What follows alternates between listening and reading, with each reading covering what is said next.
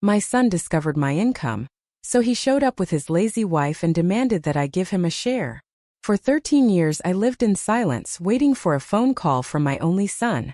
When he finally appeared, it wasn't with an apology, but with suitcases, forced smiles, and a wife by his side who only saw dollar signs. What seemed like a family reunion quickly turned into a test for my patience, my intelligence, and above all for the love I once felt. I was just a retired widow when life decided to surprise me, and the way I chose to react changed everything. Today, I look back with firmness in my heart and gratitude for not letting myself be fooled. I am very happy that you are here. Follow my story to the end and tell me in the comments which city you are watching from. I want to know how far this story has reached. When the doorbell rang that silent morning, my heart stumbled in my chest as if it recognized who was on the other side. I walked to the gates of the newly bought mansion, my steps echoing on the stone sidewalk. Upon opening them, I saw Ethan holding Harper's hand, both with sturdy suitcases and tense smiles, as if rehearsing a joy they didn't feel. For a second, all the abandonment of the last 13 years weighed on my shoulders. But I forced a smile and said, "Come in. The house is big enough for everyone." They crossed the entrance as if that space belonged to them, and my chest tightened with an old pain. Ethan was the first to speak. "We came home." It was as if those words could erase the silence that had separated us for over a decade. Harper accompanied him with a curious look, scanning the perfectly manicured garden like someone evaluating an expensive shop window. I smiled, but inside me the clock was ticking down. I didn't know yet what they planned, but I was ready to find out. Upon entering, I realized that nothing had changed in Ethan's eyes. He was the same boy running away from responsibility, only now he wore an adult speech and a gold wedding ring. Harper, impeccable in her beige dress, maintained a rigid posture, like someone who knows exactly what she is getting into. When she said the house seemed like a dream, I wanted to laugh. A dream for whom, I asked myself, while the memory of nights crying in the dark still burned my throat. My silence was the armor that protected me. I hugged Ethan briefly and led them through the hall, as if I wanted to show that I had one despite everything. They didn't know, but this house was my fortress, and any attempt to take it by force would be observed and answered. My son looked at me with rehearsed tenderness and said, as if it were natural, "We came to stay." The marble in the hall reflected the first rays of the morning, giving that entrance an almost celestial appearance. Ethan ran his fingers over the columns as if touching an altar, murmuring that he always dreamed of a house like this. Harper, with contained enthusiasm, praised the good taste of the decoration, observing the paintings with the eyes of someone measuring value, not art. They walked slowly, absorbing every detail like tourists in unknown territory. I just accompanied them with my gaze, keeping the polite smile I learned in the nursing ward. They said they wanted to help, to contribute to the administration of the house, as if this were a family business and not the refuge of the woman they abandoned.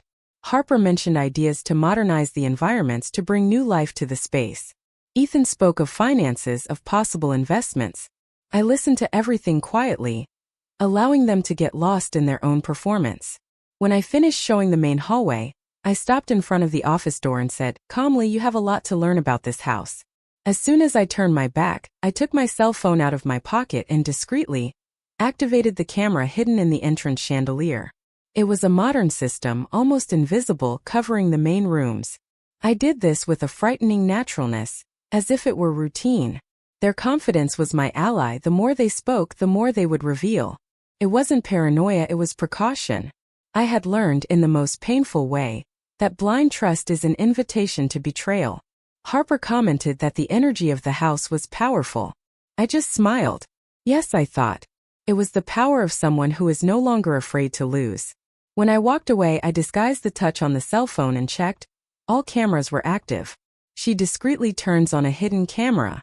In the dining room, the setting was perfect: crystal glasses, embroidered napkins, soft light over the oak table. The smell of risotto filled the air. But the true banquet was in the unspoken words. Ethan raised his glass, feigning an affectionate toast, and soon slid into a curious subject: inheritances. "Have you thought about the future, Mom?" he asked. Harper, always with her sweet voice, wanted to know if there was a will, as if they were just innocent questions.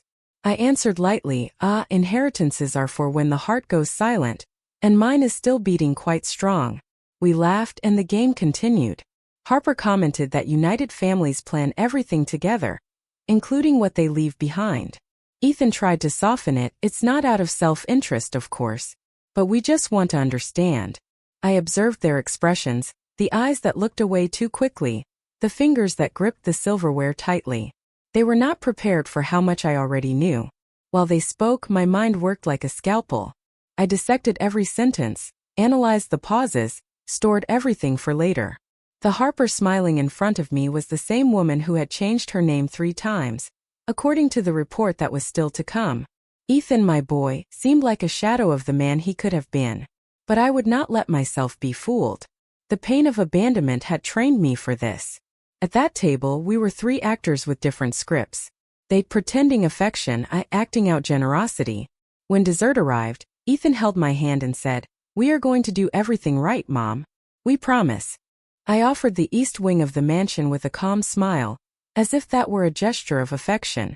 It was the space furthest from the main house, with a stunning view of the garden and isolated access. For more privacy, I explained, and saw Harper's eyes shine as she crossed the door of the new room. The closet was bigger than their old apartment and she knew it. Ethan thanked me, but it was Harper who leaned over the balcony saying, "Here I would live forever." While she explored the drawers with the enthusiasm of a child in an expensive store, I slid my fingers over my cell phone. The security system in the East Wing was activated, with sound and image in real time. Deep down, anger corroded me. They weren't there for me. They were after what I conquered with pain. But still I kept my face calm. I left them at ease and closed the door, certain that from then on, every word of theirs would be mine too. The feeling of control gave me strength. Knowing that nothing would escape my eyes allowed me to act more calmly. Ethan said he loved the silence of the place, and Harper commented on how she could transform the space into something more modern. I nodded, but inside I counted the minutes until the first slip-up. That was my house, my kingdom, and let them prove to me if they deserved to stay. While Harper chose the side of the bed, I murmured inside a cold certainty, everything said here will be heard. That same night, alone in the office, I took a deep breath and dialed Robert, my trusted lawyer. I told him that Ethan had returned. Robert, direct as always, asked if I wanted to review the will. Yes, and urgently, I replied. I asked for protection clauses, temporary restrictions, everything necessary to keep my assets away from the wrong hands. Robert suggested a new model, more rigid without emotional loopholes. As soon as I hung up, I opened another contact, Thomas Gray. Discreet, efficient, and with an impeccable record in family investigations. When he answered, I was clear I need a complete report on Harper. History, connections, debts, everything. He didn't ask questions. He just said, "You will have it soon." That was enough. If there was one thing I learned as a nurse, it was that prevention is always better than cure. And now my life depended on it. On the desk, the portrait of my late husband seemed to stare at me. I whispered, "I won't let them destroy everything we built." I wrote a mental note. Also review legal powers in case of illness or disability. They could try to remove me from control and I needed to be 2 steps ahead. Vulnerability has no place in this game. I closed the laptop firmly. The field was set. I want to know who I am dealing with. Everything. The next morning, I saw through the cell phone screen the 2 walking through the corridors like first-class tourists. Ethan seemed nostalgic, touching closed doors. Harper, with her cell phone in hand, photographed objects. First the paintings, then the crystals in the living room, until she stopped in front of the old safe and smiled. I remained silent, watching from the screen. I noted interest in jewelry. Everything was data. Everything was proof. Harper asked Ethan to take a picture of her with the silver statuette. He obeyed without questioning. Her look was meticulous, as if cataloging every item she could one day call hers. On the other side of the screen I recorded times, phrases, reactions. I was no longer just a mother. I was a strategist armed with truths. And nothing made me more determined than knowing they were playing dirty. They thought the game was invisible. That sweet words and smiles were enough to bend me. But I knew how to recognize hunters disguised as lambs. Every step they took, I returned with surgical observation. Nothing escaped, not even the tone of voice when they spoke alone in the hallway. I turned off the screen calmly. They think they are fooling me. The wine flowed smoothly into the glass when I invited Harper to sit with me in the moonlit garden. I wanted to talk, to create a false sense of trust. I started recalling old stories, smiles from the past, as if we were on a night out between friends. Harper loosened up little by little, influenced by the nostalgic tone. When I cited financial difficulties I had at the beginning of my marriage, her eyes shone with identification. A well-placed silence was enough for her to speak. We were evicted 2 months ago. The revelation hung in the air like a dense cloud. She tried to soften it, saying it was just a setback, that everything was under control. I called Ethan, asked him to join us. He hesitated but eventually sat down. Faced with the truth already exposed, he sighed deeply and confessed, maxed out credit cards, repossessed car, rent overdue for 5 months. Neither of them knew, but every word that came out there was the foundation of my next decision. Harper tried to soften it by saying that starting over was something beautiful. Ethan, ashamed, held my hand and said, "We are trying, Mom." I listened in silence. There was no greater pain than realizing they only came back out of self-interest. But even so, something in me wanted to have hope. I wanted to believe that my son, at least him, could still be saved from this spiral of convenience. I smiled on the outside, but inside I mentally noted one more line in the dossier. Harper looked me in the eyes and concluded with a serene voice, "We are starting over from zero. With you." I held the glass firmly, as if that gesture anchored me in reality. I looked at the two, with the serenity of someone who had just heard the sentence of a trial they already expected. I took a deep breath and asked slowly if I hadn't won the lottery. "Would you have come back to me?" The silence was absolute, heavy, suffocating. The question remained floating between us like a knife without an owner. Ethan opened his mouth, but didn't answer. Harper was faster. "Of course, you are his mother." The sentence sounded rehearsed, cold, empty of true emotion, as if a textbook justification could cover years of abandonment. I didn't react immediately. I just brought the glass to my lips and took a slow sip. There was no surprise in me anymore. Just a bitter confirmation they were only here because they thought they could use me. The silence became my shield. The night got even colder, and the emotional distance between us increased. Harper tried to change the subject, talking about the garden, the flowers that could be planted. But I wasn't listening anymore.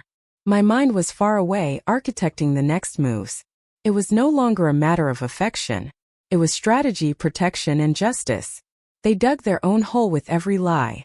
I stood up slowly, looked at the two, and said, "I'm going to rest." Judith's gaze freezes. I closed the bedroom door, but I didn't go to sleep. I picked up my hard-covered diary, where I wrote everything since the first day I entered this house. There I recorded every detail, every change of tone, every contradiction. That night, I opened the hidden cabinet in the wall panel and took out the small portable camera. I recorded a short video, minutes that would change everything. I sat in front of the camera like someone giving a testimony for the future. "My name is Judith and this is my truth. I am creating evidence. They are not here for me. They are here for the money. And I will prove it." My face didn't tremble, my voice was firm. It hurt, yes. It hurt to know that my son had become an accomplice to a life of convenience. But I could no longer be weak. The camera recorded in high definition. I stripped myself of feelings and wore the cloak of truth. I said names, described behaviors, detailed dates. I ended with a phrase that hurt me more than any other. "If this ends badly, let this video serve as the final truth." I turned off the camera and stored the file on an external hard drive hidden under the floorboards. No one would ever catch me off guard again. As I prepared to sleep, the small red light of the hidden camera in their room blinked on my cell phone. The red light on the camera blinks. The game has begun. 2 days later, I received the email from Thomas, my private investigator. The attachment weighed almost 100 megabytes. I sat in the office chair, narrowed my eyes, and clicked to open. The report came detailed with scanned documents, testimonies, old photos. Harper had been fired from 2 jobs for theft. In one of them, she had tried to sell fake jewelry as original. And there were open lawsuits involving contested inheritances of lonely elderly people. My stomach turned when I saw Ethan's name listed as a spouse in more than one fraud attempt. This wasn't just his naivety. It was complicity. Harper's police record was discreet, but it existed. Small infractions, all well hidden. Thomas confirmed that she had changed her last name twice in the last 10 years. It was a true construction of a convenient identity, made to deceive and infiltrate. I read everything twice, then a third time out loud. My blood boiled, but my mind was cold. I had what I needed. Harper wasn't just an opportunist, she was a real threat. Ethan perhaps lost, perhaps manipulated, but still involved. I needed to protect my story, my house, my peace. From then on, the days of false harmony were numbered. It was only a matter of time until I confronted them. I closed the report, looked out the window, and thought they came prepared to attack. That night, I wore my best necklace and prepared a dinner worthy of a soap opera. I wanted a stage. I wanted to see if she could maintain the character under pressure. I conducted the conversation masterfully, telling fictional stories of other widows who were deceived by well-intentioned relatives. I used legal terms, spoke of irrevocable clauses, of audits. Harper, beside me, moved her fork like someone waiting for the end of a boring class. When I mentioned a case of inheritance fraud by a gold-digging daughter-in-law, she choked on the wine. Ethan tried to change the subject, but I insisted. In the end, do you know how the judge decided? He took everything from the woman and gave it to a charity. After all, he who owes nothing fears nothing. Harper gave a sour smile. Their discomfort was evident, and that fed me. I didn't want revenge. I wanted justice and perhaps a little fear. Harper commented that she felt tired, and I, with excessive kindness, suggested they go to sleep early. Ethan thanked me, oblivious to the tension. I watched the two leave the room like rats fleeing the light. I stayed there alone with the glass in my hand, savoring the silence. I no longer needed disguises. They were starting to realize that there was much more beneath the varnish of that house. I finished the wine and thought out loud. He who owes nothing fears nothing, says Judith. The next day, Thomas sent me new images. Harper, alone in the room, searched on her cell phone how to ensure inheritance from rich in-laws. The screen showed obscure forums, legal pages, and testimonies from women who had made emotional agreements. That crossed all limits. She wasn't just an ill-intentioned guest. She was a predator. And my son was in the web, or was part of the trap. I noted the times, printed the images, and saved everything on a second external hard drive. It was my insurance against chaos. When Harper entered the kitchen later and offered me coffee, I smiled with the same face I used on the hospital shift when I knew the patient wasn't going to leave there. Not out of cruelty, but out of truth. The difference was that now I was the only one responsible for deciding the outcome. I had all the pieces. I just needed to set up the final board. But something told me that Harper would do that for me. I just had to let her follow her own path. Her self-confidence would be her ruin, and my patience my greatest ally. Sometimes the best way to win a war is to wait for the enemy to fire the first shot into their own foot. I observed through the camera. Harper was smiling at her cell phone. She won't stop on her own. Receiving Gloria that afternoon was like meeting a clean mirror of my past. She entered the mansion with a proud smile, praising every detail as if it were an extension of her own victory. We went out for dinner at a discreet restaurant, where memories of my old neighborhood mixed with the aroma of wine and gratitude. During the laughter, something in me remained alert. I knew my absence that night would be an opportunity, and I was right. While I talked to Gloria about flowers and new plans, on the other side of town, Harper silently opened my bedroom door. The cameras recorded every step. She entered without hesitation, walked straight to the jewelry box, and began to rummage skillfully. The drawers opened and closed with precision.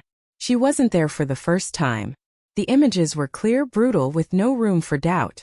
In a decisive moment, her hand stopped over the emerald ring that belonged to my late husband. She observed it for seconds as if calculating the value. Then, with a quick gesture, she put the ring in her dress pocket. The camera focused on the movement with sharpness. I would watch that scene hours later, repeated several times, trying to understand where I lost my son and how I allowed this woman to cross my door. But at that moment, the camera only recorded the truth. The camera focuses on the ring disappearing. The next morning, I returned from my walk early, as I always did. I found Harper in the kitchen, making coffee with her forced sweetness. I sat at the table, took a deep breath, and commented simply, "I lost a ring of great value. Maybe it's around here, hidden." Ethan, distracted, just nodded. Harper froze for a second. then composed herself and said, "Wow, how strange. I can help look." The lie slipped easily from her mouth. I observed her face. No line of true concern. Just acting. I suggested we start with the bedroom, and she agreed with false enthusiasm. It was almost a spectacle, and I, the silent audience who already knew the script.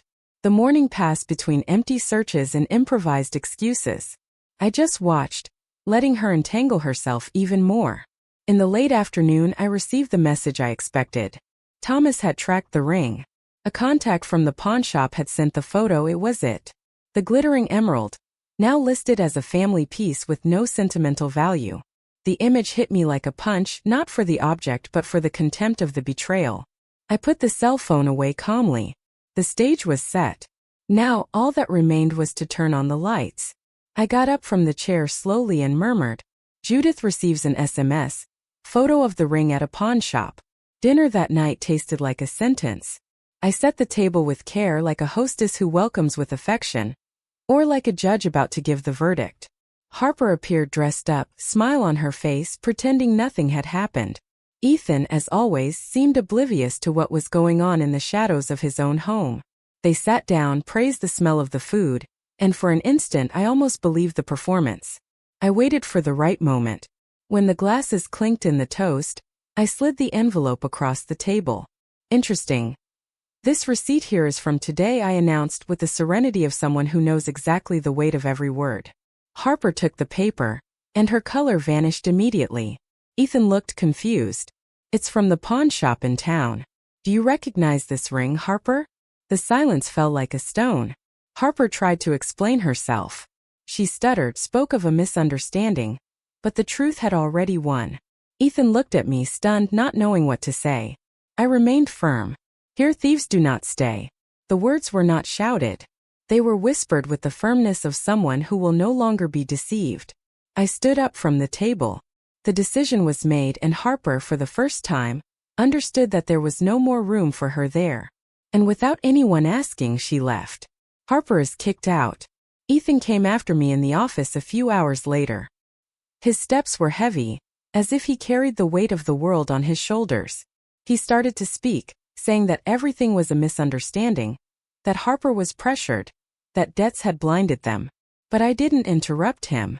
I just slid a black folder across the desk, thick, full of documents, photos, records, and dates. He flipped through it without speaking. Every page was a mirror of what he tried to hide: collection letters, small lawsuits, history of absence, neighbor testimonies. It was all there, raw and merciless. Ethan tried to argue but couldn't find words. His eyes began to shine, not with anger but with shame. For the first time, my son had no excuses. There was no shouting nor tears on my part. Just the delivery of the truth. "You left me in the dark for 13 years. And now you come back with a thief by the hand. What did you expect?" He just shook his head, as if finally seeing the ruins he built. And for the first time I felt that he might be ready to fall, to then rise again. He closed the folder slowly, lowered his eyes, and said, Ethan lowers his eyes, defenseless. We stayed in silence for a time that seemed too long. Then I looked at him firm and asked, "Why didn't you call for 13 years? Ethan blinked, as if he didn't expect the direct question. He tried to stammer excuses about hard life, confusion, guilt. But I continued, listing forgotten birthdays, lonely Christmases, his father's funeral. Every date a wound, every silence a scar. He started to weep. Not like before, not theatrically. A contained, sad weeping, of someone who starts to realize the pain he caused. "I abandoned you, Mom. And you still welcomed me," he said, his voice choked. That touched me. Not because it excused everything, but because he finally acknowledged it. For the first time I saw my son naked of pride, stripped of arrogance, facing his truth. I wanted to hug him. But I didn't. Not yet. Because forgiveness, I knew, could only come after action. And I needed to see if he was willing to rebuild himself. From the bottom of the well where he got himself, he now had the chance to climb out. But the hands I extended would be the last ones, and he would need to hold on tight. And I just confirmed with a nod. "I abandoned you, Mom. And you still welcomed me." Then I proposed a deal. Clear, objective, with no room for manipulation. "Want help? Earn it." I said he would have 6 months to change his life. do therapy with Dr. Monica, get a real job, support himself with dignity, without Harper, without shortcuts. Only after that would I consider any financial help again. He looked at me surprised like someone who never imagined he would need to actually grow up. You said you want to change. Now prove it. He remained silent, then nodded with an almost childish gesture. The tears returned but now mixed with something else, will. For the first time he looked at me like a man. A wounded man, yes, but willing to stand up. To accept the pain of growth. And that for me was already a miracle. I hugged him finally. Brief, firm. Like a period at the end of everything that was left behind. From that instant on it was another chapter. And he knew it. I left the office before he changed his mind. I closed the door, took a deep breath, and for the first time in years I felt relief. Behind me I heard his weak but convinced voice, I will change. Even if it takes a lifetime. Ethan started with something simple, a position as an assistant at a renovation company. Nothing glamorous but dignified. He arrived home tired, but with a discreet shine in his eyes that I hadn't seen in years. At the same time, he started attending sessions with Dr. Monica. I thought he would give up in the first week, but he remained firm. He said he talked a lot about me but mainly about himself. He reported patterns, repetitions of escape, the constant need to be protected. He confessed that he always attached himself to women who treated him like a son, not like a man. That he avoided the pain of maturity, because it was easier to blame the world than to face his own emptiness. Dr. Monica was achieving something I never could, making him truly listen to himself. For the first time, Ethan was digging inside himself, and not in other people's pockets. I heard through the door once unintentionally when he said I never grew up. Because I didn't have to. That kept echoing inside me. It wasn't an accusation, it was a realization. Perhaps deep down I had also spared him too much from pain. His abandonment tore me apart, but his return with honesty began to patch scars I thought were incurable. We were on a new path. Uncertain but true. And even in silence inside me I whispered I never grew up. Because I didn't have to. Robert, my lawyer, observed everything from afar with the same pragmatism I always admired. After a few meetings he structured a new plan. We would open a company focused on real estate management, something modest but promising. Ethan would assume a managerial role. However, all contracts were drafted with legal shields against any attempt by Harper to approach or benefit. It was the first time my gesture of trust came supported by strategy. When I showed the project to Ethan, he was silent for long seconds. His eyes filled with tears, but he didn't cry like before. This time it wasn't regret. It was gratitude.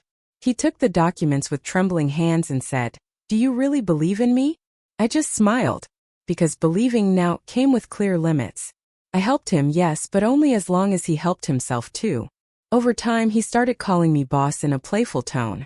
But I saw in his eyes that this new dynamic filled him with pride. The meetings became moments of learning and, curiously, complicity. I saw him as a man, perhaps for the first time. And he seemed to want to correspond to that with every attitude. Harper was already the past.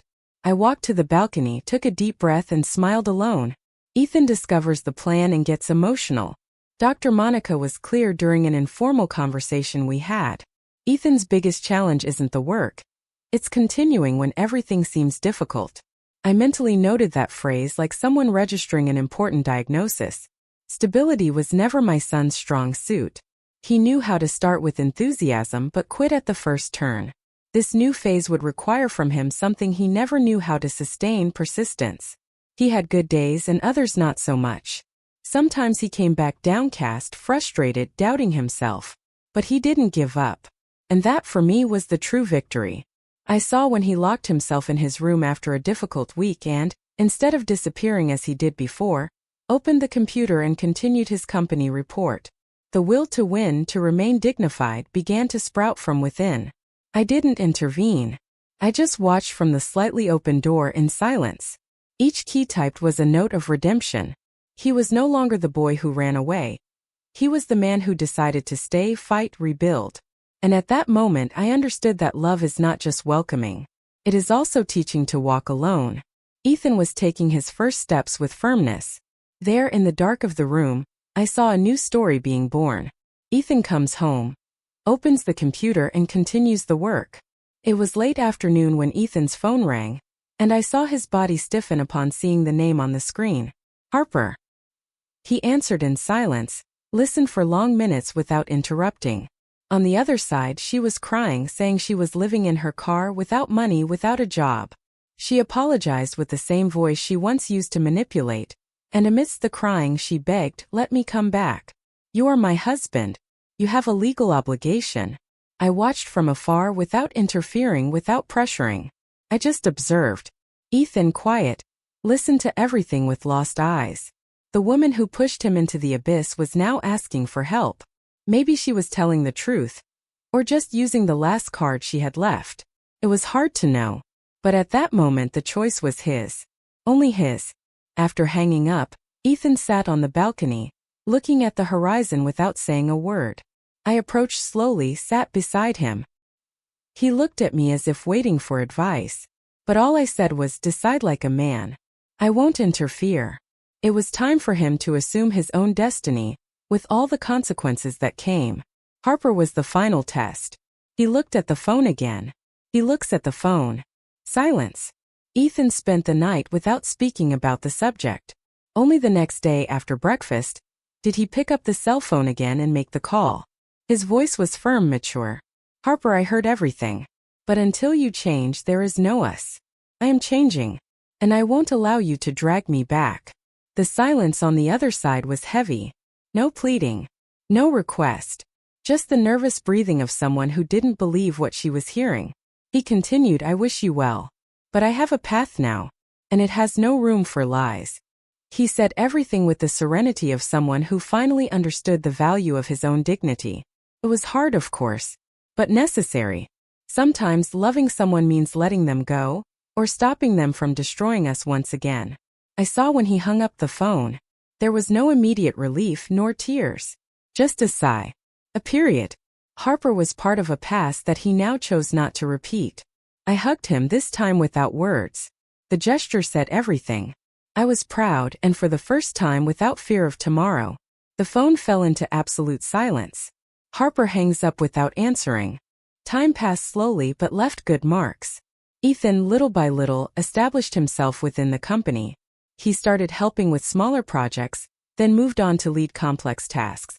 His ideas, once disorganized, now came with clarity and purpose. In meetings, he spoke with authority and listened with attention. Even the employees began to truly admire him. Robert, always direct, called me to talk. He handed over performance reports and said, "He is ready to fly." I looked at the charts, but what touched me was the sincere tone. For the first time, the work wasn't a favor, it was an achievement. Ethan earned his space with merit, not by blood ties but by his own effort. And that, for me, was more valuable than any promotion. Seeing my son grow healed me in silence. Every small victory of his washed away a piece of the hurt I carried. I began to trust again, not only in him but in life once more. He was finally coming out of the shadow of dependency and entering the light of responsibility. It was a man before me, no longer the absent son who hurt to remember. I watched him leaving for a meeting and thought, Robert says he is ready to fly. That night I found a folded paper on my nightstand. It was Ethan's handwriting. I read slowly, hands trembling. "I am no longer the boy who ran away. I am the man who wants to stay." The words were simple, but they tore me apart inside. I sat on the edge of the bed and let the paper slip through my fingers. For the first time in a long time I cried, but not from pain. From relief. It was as if that note sealed something between us. I didn't need anything else. No formal apology, no exaggerated promise. Just this, the realization that he had truly returned. Not as a guest, nor as an opportunist, but as a son. And I, who spent years waiting in silence, could finally breathe in peace. I kept the note in the box where my most precious memories are. Next to his father's wedding ring, the first family photo, the childhood drawings. The pain gave way to tenderness. And I understood that no matter how deep love sinks, it can emerge stronger, cleaner. It was our fresh start. Discreet but true. I closed my eyes and hugged the pillow. She cries for the first time out of relief. The following week we had dinner together without any big reasons. No announcements, no agreements. Just a common dinner with simple food and loose stories between forkfuls. We laughed at old situations, remembered his father, talked about the gossipy neighbor from childhood. For the first time, the table was full of affection without demands. We were no longer prisoners of the past. We didn't talk about money, nor about plans. Just about the present. It was as if time finally had given us back the chance to be just mother and son. Without a shadow. Without guilt. Just presence. Ethan told a silly story and laughed like someone who no longer carries the weight of proving anything. And I, listening, laughed along. Like someone who forgave without announcing it. When we finished, he gathered the plates, washed the dishes, and returned to the table with a calm look. He sat in front of me, held my hand and said, "Mom, can I call you that with pride now?" My heart exploded without making a sound. That was it. That was all I needed to hear. I felt my chest light as I hadn't felt in a long time. "Mom, can I call you that with pride now?" Gloria appeared by surprise on a Saturday afternoon. She entered laughing, saying she missed the smell of my house. We walked through the garden and passing by the office she stopped. Through the window she saw Ethan concentrated, analyzing documents. "Now yes, he understood," she said, with that accurate tone of someone who always knew what goes on beyond words. I agreed with my head, and my heart agreed too. I told her how he had transformed. She smiled and touched my arm affectionately. "He is not here for the money," she stated. And I knew it was true. Ethan was there for us. For the life he was rebuilding. For the peace that, little by little, he was learning to value. There were no more signs of vanity, nor traces of the lost man who arrived at that door months ago. We stood in silence looking at the flowers. Gloria said I had won. But I knew it wasn't just my victory. It was ours. The victory of every tear I shed in silence, of every prayer made on cold nights. Life finally rewarded my tired heart with something no money could buy, true reconciliation. I took a deep breath and thanked quietly. He is not here for the money. Ethan's last therapy session was silent. He left the house earlier, dressed up, carrying an envelope in his hands. When he returned, he said that Dr. Monica said goodbye with a discreet smile. Not for being cured, but for being conscious, she said. That kept hammering in me. Because being conscious is greater than any cure. It is being present in one's own life. Before leaving, Ethan had left a gift in her office. A worn-covered book with a simple dedication. "Thank you for teaching me to listen." That was the Ethan I now knew. Grateful, whole, under construction. No longer the boy running from the rubble, but the man who decided to sweep up the remains and rebuild with his own hands. When he told me this, he was looking forward, not at the ground anymore. And that look said more than any word. We were closing a cycle, not with a period, but with an ellipsis full of hope. Because being conscious, after all, is understanding that the walk never ends. I hugged Ethan upon seeing him enter the house. Ethan leaves a simple gift in her office. It was late afternoon when we went out to walk through the garden. The same garden where one day he arrived with suitcases and fake smiles. Now we walked in silence. But it wasn't the tense silence of the past. It was a comfortable silence. A space of peace. Of mutual acceptance. We walked slowly without hurry. Hands almost touching but without needing to. I looked at the orange-tinted sky and smiled. Ethan noticed and smiled too. There were no more demands, just company. Every flower around us seemed to say that, despite the pain, something new can always bloom. We were rebuilding, yes, brick by brick, word by word. And the most beautiful thing was that now, finally, we were doing it together. We stopped under the central tree, where the wind blew stronger. He looked me in the eyes and said with a serene voice, "We still have a lot to build, Mom. But now together." And that was enough. We didn't need anything else. Just this being side by side. At the right time. In the right way. I closed my eyes and felt the wind. We still have a lot to build, Mom. But now together. Now I am curious about you who heard my story. What would you do if you were in my place? Have you gone through something similar? Support the channel, subscribe, like, comment, and share this video. I am leaving on the end screen another story that you will also like, and it will definitely surprise you. Thank you for watching. See you in the next video.